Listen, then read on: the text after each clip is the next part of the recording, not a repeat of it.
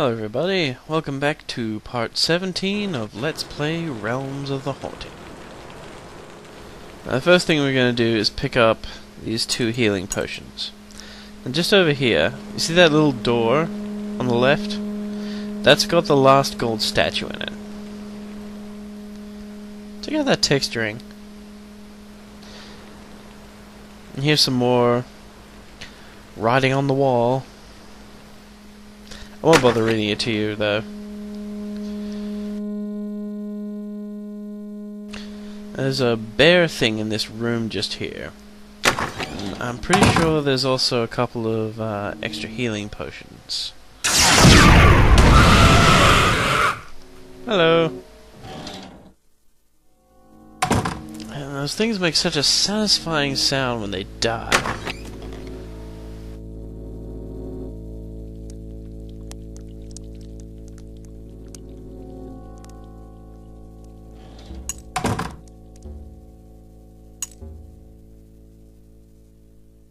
So always be sure to check out these boxes when you come across them.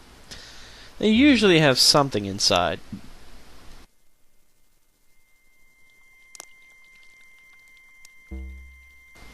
Now I think that's supposed to be outside nighttime through those windows, but I'm not sure why they didn't just use like the parallax sky that they use everywhere else. I don't know, personally I think that would have looked much better. But anyway, it's another one of those crazy monkey nutbags. Man, they sure do make a lot of noise.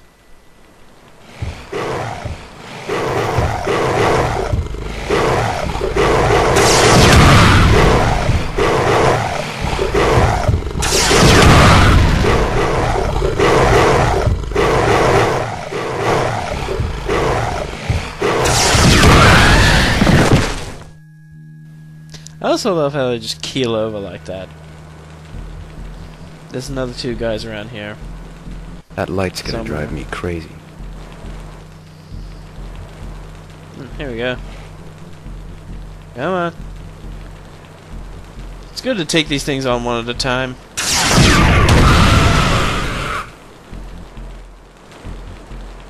So there's a fair amount of combat in this game.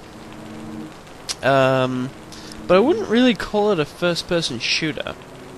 I mean, it's in the first-person perspective, but it's really more of an adventure game. I mean, you can think of it kind of like the opposite of BioShock.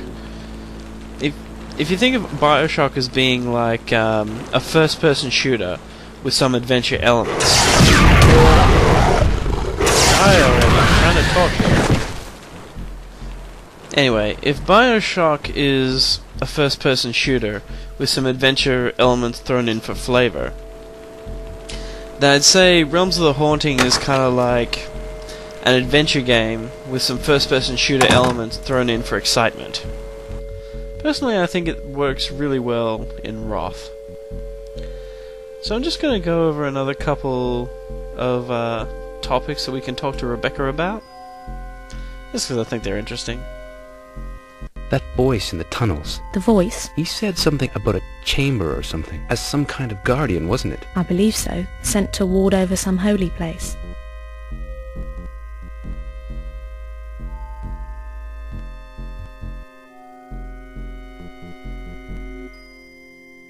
Raphael warned us of the Ire. Ever heard of it before? No, but I do remember Raphael describing it. He said the Ire was a thing, a living thing, doomed to eternally wander the tower and devour the unwary traveller. The Ire. Those voices we heard in the tower. Maybe that was the Ire. The voices of the souls it's devoured. Where does it come from? Why is it doomed to wander the tower? And what if the magic of that place somehow, I don't know, somehow failed? Would the Ire then be free to enter our world? Nothing could stop it once it crossed the gap between realities.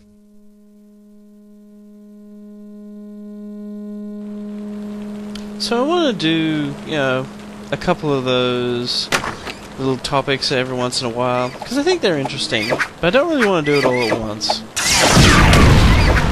Yeah. I think I'll just use a trusty shotgun.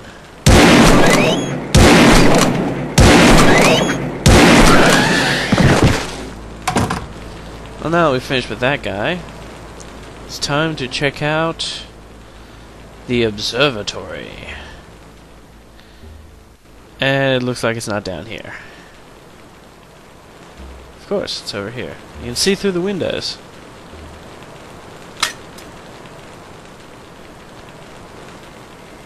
Yeah, I think this was the first game I ever played where you could actually turn the lights on and off. 1779. Fleur and Maison. French. Mademoiselle, you really amaze me sometimes. Suave.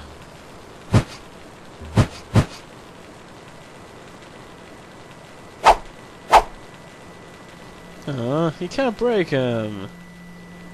Why do I recall that you could hit them and they'd spin around? Must have been something else. Quill and ink. Someone likes to use the old method. Expensive too. Golden nib.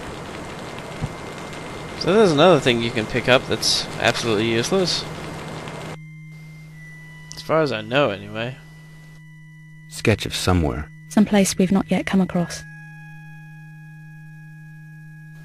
Ah, that's where we're gonna fight Belial. For the second time. Solar system. Venus marked for some reason. Most like Earth of all planets. Venus. Yes, the morning star. It's another name for Venus.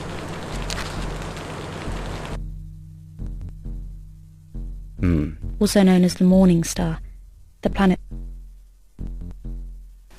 Now, there's some interesting stuff in this diary we're about to pick up. I'm not going to read it to you, but I'm going to go through the conversation that Rebecca and Adam have about it. Because there's some stuff in there that you might find interesting. Wow. This looks like serious stuff. Journal. Leather bound and embossed. What's the design on the cover? Embossed with the initial F. There's something sticking out of the pages. Nicely worked silver key. In case you're wondering, that's the silver key that opens the door downstairs. We need that to get the last gold leaf snake statue. I always thought it was interesting how in video games people only leave diary entries, like the diary will go over years and years and there'll only be like 4 or 5 entries. I suppose it's not like I've actually ever kept a diary.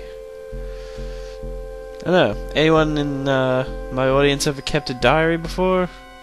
You writing it like every day, or once every 2 years, I wonder if or the what? gardener that Florentine mentions in the journal is Raphael. Or is it one of the others? Raphael did say he was the last. That means that there must have been more at some point in the past. If it is, it means that he's been around as long as Florentine has.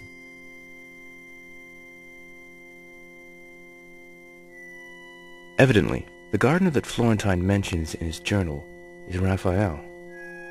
Anything else in the journal to support that? On return from the tower, Belial told Florentine that the gardeners had returned, and that they were responsible for the deaths of the demons guarding the gates. It would seem that Raphael did have some friends. Sure, Donatello, Michelangelo... The One Power. The journal mentions the One Power. He's talking about God? The opposite. Richard Florentine Dawkins. makes a reference in his journal to the One Power when a temple member goes mad, and Florentine threatens to use him as some sort of sacrifice. So they sacrificed their members then. Nice way to do business. This temple business. Anything in the journal? Anything I've missed? Seems to be some sort of religious order. According to the journal, there were more than just acolytes working for Florentine. It mentions powers, dark powers. So a couple of people have commented that maybe I'm going a bit too slowly on this playthrough. I don't know, like, do you guys want me to go faster? Like in that first dungeon there was a bunch of stuff that I, didn't need to go and do. I could have just sort of passed over it. like, I didn't really need to go over what was in that diary. So, you know, do you guys want me to go faster? Be a bit more, I don't know, succinct? Covered in gold leaf. So now we have the final statue. We can find out what's inside the sarcophagus. But the bell signifies time, so that will have to wait until next episode. Please comment and rate my videos, so I know how I'm going. Bye!